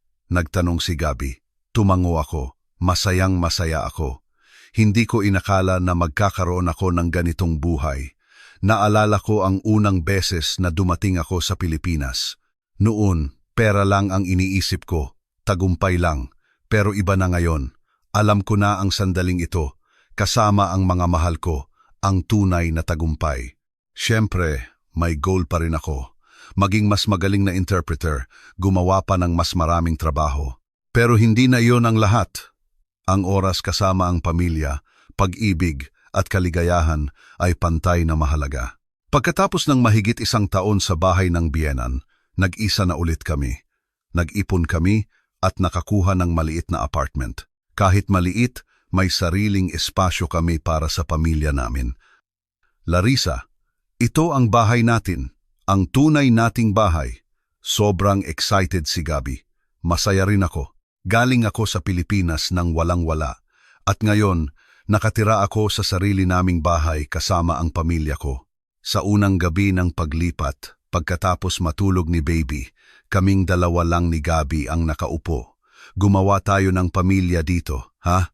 Magsasaya tayo." Hinawakan ni Gabi ang kamay ko. Tumango ako. "Magsasaya tayo." Sigurado na ako ngayon, ang Pilipinas ang pangalawang bansa ko. Magpapatuloy ako sa buhay dito. Pagkatapos ng mga 1 taon na nag-iisa kami, dumating ang isang malaking pagkakataon. Isang malaking interpretation agency ang tumawag sa akin. Naghahanap sila ng simultaneous interpreter para sa international conference. "Larissa, naghahanap kami ng Europe Specialist Interpreter. Kung interested ka, gusto mo bang mag-interview?" Ang simultaneous interpretation ay tinatawag na bulaklak ng interpretation dahil napakahirap at mataas ang bayad. Ito ang field na matagal ko nang gustong subukan. Opo, gusto ko talagang pumunta. Agad akong sumagot. Naghanda ako ng husto para sa interview. Nanood ako ng sample video ng simultaneous interpretation, nag-practice at nag-aral ng mga latest international issues. Dumating ang araw ng interview. Kinakabahan akong pumunta sa kumpanya. 3 interviewer ang nakaupo. "Larissa, taga Moldova ka pala. Kakaibang background." "Opo, nag-aral ako ng Filipino, Tagalog at dumating sa Pilipinas." "Nagtataka kami sa motive mo." Tapat kong sinabi. "Sa simula, para po sa pera. Pero ngayon, mahal ko na ang Pilipinas. Naging bahay ko na ito." Tumango ang mga interviewer. Pagkatapos, nagsimula ang practical test. Nag-play sila ng English news at pinagawa ako ng simultaneous translation sa Filipino, Tagalog. Kinakabahan ako pero ginawa ko ang lahat. Sinuot ko ang headset at kinuha ang microphone. Nagsimulang mag-play ang news. Kasabay kong nag-interpret.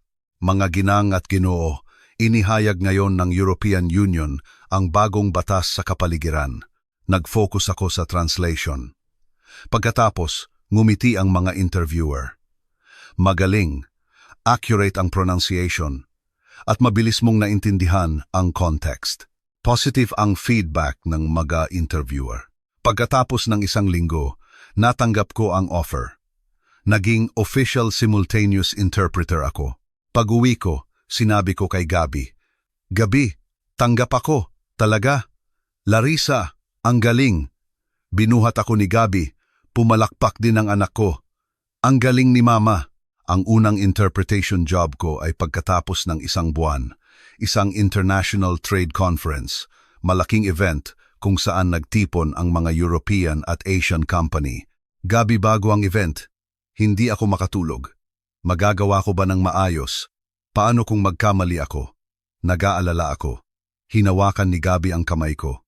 "Larissa, kaya mo yan. self-confidence. Napakahusay ng preparation mo. Salamat gabi. Kinabukasan, pumunta ako sa conference venue, isang malaking convention center na puno ng daan-daang tao. Pumasok ako sa interpretation booth. May kasama akong interpreter. At nagdesisyon kaming magsalitan sa translation. Nagsimula ang conference. Nagsimula nang magsalita ang speaker sa English. Agad akong nagsimulang mag-interpret sa Filipino, Tagalog. Ladies and gentlemen, salamat sa pagsali sa araw na ito. Nagbubukas tayo ng isang bagong chapter sa global trade. Nag-focus ako, sinikap kong ihatid ng accurate ang bawat salita. Pagkatapos ng mga 20 minuto, nagpalit kami ng kasamahan ko. Pagdating ng lunchtime, medyo nag-relax ako. Naging maayos ang unang session. Pinuri ako ng kasamahan kong interpreter. Larissa, napakagaling mo. Ang galing mo para sa unang simultaneous interpretation mo. Salamat. Sobrang kinabahan ako. Ganyan talaga sa simula. Masasanay ka rin. Naging maayos din ang session sa hapon. Pagkatapos ng conference, nagpasalamat ang organizer. Napakagaling ng interpretation. Gusto naming makatrabaho ka ulit sa susunod. Sobrang saya ko. Nakakaramdam ako ng pride na kinilala ako. Habang pauwi ako, tumawag ako kay Gabi. Gabi, maayos na natapos. Sabi ng lahat, magaling ako. Alam ko, walang hindi kayang gawin ang Larissa namin. Pag-uwi ko, naghanda si Gabi at ang anak ko ng cake at naghihintay. Mama, congrats! Tumakbo ang anak ko at niyakap ako. Umiyak ako. Luha iyon ng kaligayahan. Mula noon, hindi na nawawalan ng trabaho. Habang gumagaling ang rating ko, mas maraming conference ang tumatawag sa akin. Nag-interpret ako sa iba't ibang field, medical, technology, economics. Tumataas din ang kita ko. Mas malaki pa ang kinikita ko kaysa sa pagtatrabaho sa kumpanya. Stable na ang pera namin. Kaya na naming lumipat sa mas magandang apartment. Pero hindi kami greedy. Masaya na kami sa tamang laki ng apartment. Sa halip, ginamit namin ang sobrang pera para imbitahan sina nanay at tatay ko mula sa Moldova na pumunta sa Pilipinas. Ito ang unang beses na dumating sina nanay at tatay sa Pilipinas. Nang makita ko sila sa airport, umiyak ako. Matapos ang 7 taon, ngayon lang ulit kami nagkita. Larissa, ang laki mo na. At ang ganda ng bata na ito, ang apo namin. Umiyak si nanay habang karga ang anak ko. Tahimik lang na nakangiti si tatay habang pinapanood ang apo niya. Dinala ko sina nanay at tatay sa iba't ibang lugar sa Maynila Intramuros National Museum, Binondo. Sabi ni nanay at tatay, lahat ay nakakagulat. Larissa, ito ang lugar na tinirhan mo, ha? Talagang napakagaling na bansa, sabi ni tatay. Sobrang proud ako. Pumunta rin kami sa bahay ng biyanan. Mainit na sinalubong ni Lola sina nanay at tatay ko sa Moldova. Welcome. Kayo ba ang mga magulang ni Larissa? Masaya akong makita kayo. Kahit hindi sila nagkakaintindihan sa wika, ako ang nag-interpret sa gitna. Mabilis na naging close ang dalawang pamilya. Larissa, nakapag-asawa ka ng napakabuting tao. Salamat, sabi ni nanay kay Lola. Hinawakan ni Lola ang kamay ni nanay at sumagot, Larissa ang aming treasure. Kami ang mas nagpapasalamat. Ang isang buwan na kasama namin sina nanay at tatay ay napakasaya. Naging close din ang anak ko kina lolo at lola niya. Nagsimula na ring magustuhan ni nanay at tatay ang Pilipinas. Larissa, panatag na ang loob namin na makita kang masayang nabubuhay dito. Sobrang nag-alala kami sa simula, sabi ni nanay. Nay, masaya ako. Huwag po kayong mag-alala.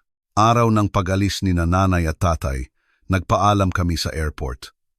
Larissa, makipag-ugnayan ka. Bisitahin mo kami minsan sa probinsya. Opo, gagawin ko po. Habang pinapanood ko sina nanay at tatay na pumapasok sa departure hall, umiyak ako. Pero hindi luha iyon ng kalungkutan, kundi luha ng pasasalamat. Salamat sa mga magulang ko na ginawa akong masaya. Autumn noong taong iyon, nakakuha ako ng simultaneous interpretation work para sa isang malaking international seminar. Isang event kung saan nagtipon ang mga medical specialist mula sa Europa at Asia. Mahigit 1,000 ang mga kalahok. Sa pagkakataong ito, ako ang napiling main interpreter. Malaki ang responsibilidad, pero confident ako dahil handa ako ng husto. Araw ng seminar, umupo ako sa interpretation booth. Nagsimula ang opening speech. Kalmado akong nagsimulang mag-interpret. Respected guests, it is an honor to host this 3-day medical seminar. Naging maayos ang 3-day seminar. Sa closing ceremony, binanggit ako ng organizer. Ang tagumpay ng seminar na ito ay malaking utang sa napakahusay na interpreters. Lalo na kay Larisa Vasilva na galing sa Moldova. Siya ang unang main interpreter sa international seminar sa Pilipinas. Pumalakpak ang mga tagapakinig. Tumayo ako sa upuan ko at nagbigay ng greeting. Puno ang puso ko. Pero nang sandaling iyon, may nangyari na hindi inaasahan. Buntis ako sa pangalawang baby. Ang totoo, hindi ito plano. Nag-aalaga na ako ng isang bata at abala ako sa trabaho. Pangalawang baby na ngayon. Nang sabihin ko kay Gabi, masaya pa siya. Talaga? Magkaka-baby number 2 tayo. Ang galing. Pero paano ang trabaho ko? Ngayon pa lang ako nagiging stable. Huwag kang mag-alala. Kaya natin. Mag-alaga tayo ng baby number 2 habang nagpapatuloy sa trabaho. Dahil sa positive attitude ni Gabi, naging positive din ako. Oo, kaya ko. Kaya ko ring gawin ito ulit. Sa pregnancy period ko, nagpatuloy ako sa trabaho. Siyempre, hanggang sa kaya ko lang. Nang lumaki ang tiyan ko, nahirapan ako sa simultaneous interpretation, kaya translation at short-term interpretation lang ang ginawa ko. Ipinanganak ko ang pangalawang baby sa sumunod na spring, isang lalaki. Malusog din ang baby na ito. Larisa, lalaki na ngayon, anak natin. Sobrang saya ni Gabi. Nagulat din ang anak kong babae nang makita ang kapatid niyang lalaki. Mama, ang liit talaga ni baby. Ganyan ka rin kaliit noon. Sobrang hirap mag-alaga ng dalawang bata. Pero may experience na ako ngayon at marami ring tumutulong sa akin. Madalas pa ring bumibisita si Lola para tumulong. Active ding kasali si Gabi sa childcare. Pagkatapos ng mga 1 taon, bumalik na ako ng tuluyan sa trabaho. Ipinadala ko ang mga bata sa daycare. Ang panganay na babae ay nasa preschool na at ang baby boy ay nasa infant care center na. Isang araw, may isa pang malaking offer ang dumating. Isang universidad ang nag-imbita sa akin na maging adjunct professor sa Interpretation and Translation Department. Gusto naming ibahagi mo ang experience mo, Larisa, sa mga estudyante. Professor, nag-alinlangan ako. Freelance work ay flexible. Pero ang magambag sa edukasyon ay parang meaningful. Kinausap ko si Gabi.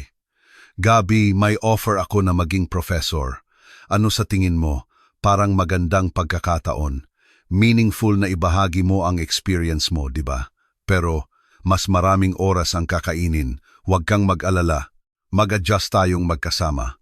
Gawin mo kung gusto mong gawin. Nagpasya akong tanggapin ang offer. Nagdesisyon akong magturo sa universidad ng 2 beses sa 1 linggo. Kinakabahan ako sa unang araw ng klase. Marami na akong interpretation work, pero ito ang unang beses na magtuturo ako. Pagpasok ko sa classroom, puno ng estudyante. Hello everyone. Ako si Larisa Vasilva. Galing ako sa Moldova at isa akong freelance simultaneous interpreter. Pagkatapos kong magpakilala, tiningnan ako ng mga estudyante ng curious. Nagtaas ng kamay ang isang estudyante. Professor, bilang dayuhan, ano po ang mga hirap na naranasan ninyo sa pagiging interpreter sa Pilipinas? Magandang tanong. Tapat kong sinabi, ang language barrier, cultural difference, financial difficulty, at ang struggle sa pagitan ng childcare at career. Pero hindi ako sumuko. Malinaw ang goal ko at may tumulong din sa akin. At ang pinakamahalaga, ang bansang Pilipinas ay nagbigay sa akin ng pagkakataon. Masigasig na nakinig ang mga estudyante. Pagkatapos ng klase, lumapit ang ilang estudyante. Professor, sobrang inspired po ako. Gusto ko ring maging magaling na interpreter na gaya mo. Kaya mo yan. Basta magsikap ka, kayang gawin ng kahit sino. Sinabi ko sa mga estudyante. Naisip ko, ngayon, oras na para ibalik ko ang tulong na natanggap ko. Pagkatapos ng ilang buwan na nagtuturo ako, inanyayahan ako ng universidad na magbigay ng special lecture. Ipapakita ko sa lahat ng estudyante ang buhay ko. Araw ng lecture, puno ng estudyante ang auditorium. Mahigit 500 na tao ang nakaupo. Kahit kinakabahan, confident akong nagsimulang magkuwento. Ipinanganak ako sa mahirap na nayon. Nag-aral ako ng Filipino, Tagalog at dumating sa Pilipinas para kumita ng pera. Ikinuwento ko ang hirap ko noong unang beses ako dumating, ang pagkakilala ko kay Gabi, ang pag-aanak, at ang proseso ng pagiging matagumpay na interpreter. Napagtanto ko na may mas mahalaga kaysa sa pera. Ang relasyon sa tao, pag-ibig, pamilya ito ang tunay na tagumpay. Pumalakpak ang mga estudyante. Pagkatapos ng lecture, maraming estudyante ang lumapit para batiin ako. Professor, nagbigay ka sa akin ng pag-asa. Gusto kong mamuhay na katulad mo. Sobrang proud ako sa salita ng mga estudyante. Nagpapasalamat ako na ang kwento ko ay nakakapagbigay ng lakas sa isang tao. Walang mas malaking kagalakan kaysa rito. Nang gabing iyon, pag-uwi ko, tumakbo ang mga bata. Mama, nandyan ka na! Nang yakapin ko ang dalawa kong anak, pakiramdam ko, hawak ko ang buong mundo. Naghahanda ng dinner si Gabi. Larissa, kumusta ang lecture? Magaling, talagang nakikinig ang mga estudyante. Natural lang. Ang kwento ng Larissa namin, very inspiring. Magkasama kaming kumain ng dinner. Kahit simpleng dinner lang, ang mga sandaling ito ang pinakamahalaga para sa akin. Lumipas ang panahon. Mahigit 10 taon na akong nakatira sa Pilipinas. Mabilis lumaki ang mga bata. Ang panganay na babae ay nasa elementary school na, at ang baby boy ay nasa kindergarten na, at nakakagulat, buntis ako ulit sa pangatlong baby.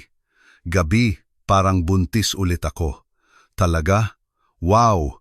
Magiging 3 magkakapatid na tayo. Positive pa rin si Gabi. Hindi na rin ako nagpanik. 2 na ang pinalaki ko, okay lang ang pangatlo. Ganoon ang pakiramdam ko. Autumn noong taong iyon. Ipinanganak ko ang pangatlong anak, isang babae. Malusog din ang baby na ito. Larissa, babae ulit ngayon. Anak natin. Sobrang saya ni Gabi. Nagulat din ang mga anak ko nang makita ang kapatid nilang babae. Mama, ang liit-liit ni baby. Mahirap talaga ang 3 bata. Maingay at magulo ang bahay, pero masaya. Natututo ang mga bata ng Filipino, Tagalog at Moldovan habang lumalaki sila. Sa bahay, nagmo-Moldovan ako sa mga bata, at si Gabi naman ay nagtatagalog. Sa panahong ito, nagsimula akong gumawa ng isa pang bagay, counseling activity para sa mga multicultural family. Nagbo-volunteer ako para tulungan ang mga dayuhang babae na dumating sa Pilipinas. Larissa, mahirap ba ang buhay sa Pilipinas? Paano mo nagawa?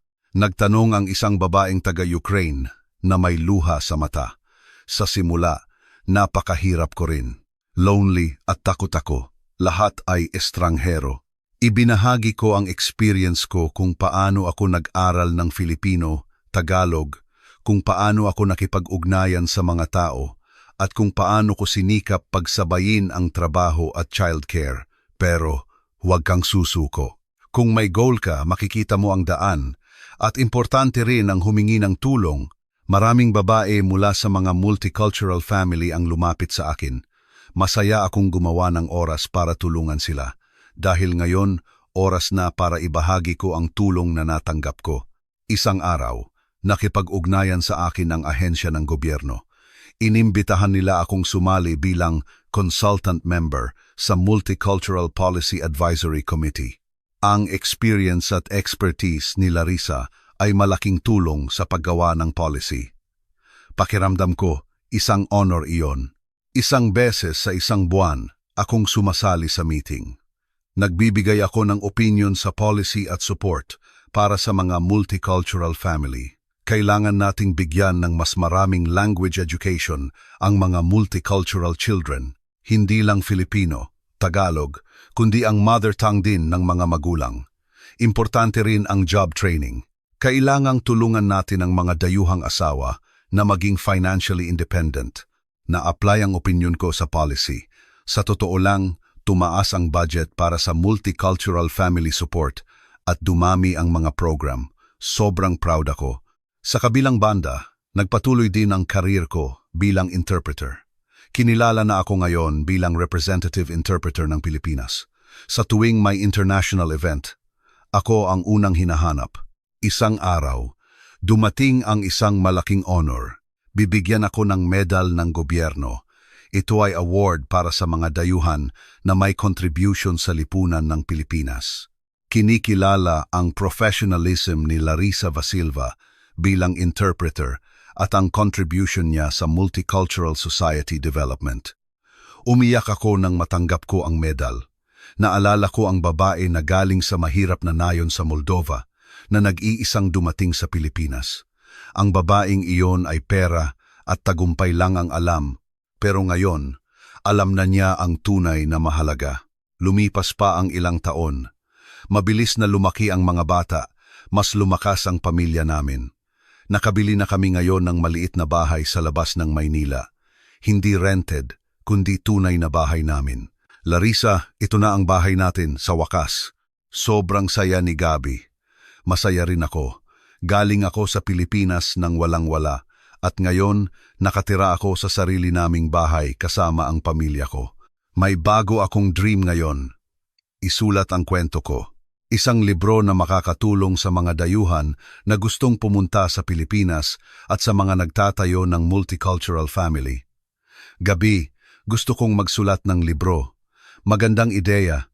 Ibahagi mo sa maraming tao ang kwento mo. Nagsimula akong magsulat ng manuscript ng dahan-dahan. Binalikan ko ang buhay ko at isinulat ang bawat sandali. Ang proseso ng pagsusulat ay oras para balikan ko ang buhay ko. Mula sa mahirap na pagkabata sa Moldova hanggang sa tagumpay sa Pilipinas, binalikan ko ang bawat sandali. Mga 1 taon ang ginugol ko para matapos ang libro. Ang pamagat ay, dumating ako sa Pilipinas upang matuto ng pag-ibig. Nagpasya ang isang publishing company na ilathala iyon. Pagkalabas ng libro, napakagaling ng reaksyon. Maraming tao ang nakabasa at na-touch. Mahaba ang pila sa book signing ko. Larissa, sobrang moving ng libro mo. Umiyak ako habang binabasa ko. Galing din ako sa multicultural family. Nakakuha ako ng malaking lakas. Kailangan itong basahin ng mga bata. Sobrang proud ako sa salita ng mga reader. Wala nang mas malaking kagalakan kaysa sa makita ko na nagbigay ng lakas ang kwento ko sa isang tao. Naging bestseller ang libro at napili pa ng mga paaralan bilang recommended reading. Kamakailan, inimbita pa ako sa TV show. Isang show kung saan ibinabahagi ang kwento ng buhay. Nagtanong ang host ng iba't ibang tanong. Larissa, dumating ka sa Pilipinas para kumita ng pera. Natupad mo na ba ang pangarap mo? Nag-isip ako saglit at sumagot, ang pangarap na natupad ko ay iba sa orihinal kong pangarap. Sa simula, pera lang ang gusto ko. Pero ngayon, ang mayroon ako ay pag-ibig, pamilya at kaligayahan. Ito ang tunay na tagumpay. Pagkatapos lumabas ang interview na iyon, maraming message akong natanggap. May nagsabing na-encourage sila. May nagsabing umiyak sila. Isang gabi, nagtipon ang buong pamilya sa living room. Naglalaro ang mga bata. Nagbabasa si Gabi. Naghahanda ako ng dinner. Simpleng araw, pero nakakaramdam ako ng malalim na kaligayahan. Tumakbo ang panganay kong babae. Mama, gusto ko ring maging katulad mo paglaki ko. Nang marinig ko iyon, niyakap ko ang anak ko. Kaya mong maging kahit ano. Basta huwag mong isusuko ang pangarap mo. Mama, masaya ka ba? Nagtanong ang anak ko. Ngumiti ako at sumagot, oo, baby. Masayang masaya ako ngayon. Tiningnan ko ang mga anak ko at si Gabi. Naalala ko ang matagal nang ako sa nakaraan, ang babae na nagangarap ng ibang buhay sa maliit na nayon sa Moldova. Ang babaeng iyon ay kahirapan at kakulangan lang ang alam. Pero ngayon, mayroon akong sapat na pag-ibig. Naunawaan ko na sa wakas, ang tunay na kayamanan ay hindi pera. Ang oras kasama ang mga mahal sa buhay, ang tawa ng mga bata, ang init ng pamilya, ito ang tunay na kayamanan. Kahit hindi madali ang landas ko sa Pilipinas, hindi ako nagsisisi. Nagbigay ito sa akin ng bagong buhay. Nagturo ito sa akin ng pag-ibig. Nagbigay ito sa akin ng pamilya. Ngayon, ang Pilipinas ay hindi estrangherong bansa, kundi bahay ko. Salamat sa inyong lahat sa pakikinig hanggang ngayon. Kung nahihirapan ka ngayon, huwag kang sumuko. Darating ang kaligayahan sa hindi inaasahang lugar. At tandaan, ang tunay na tagumpay ay wala sa pera, kundi sa pag-ibig.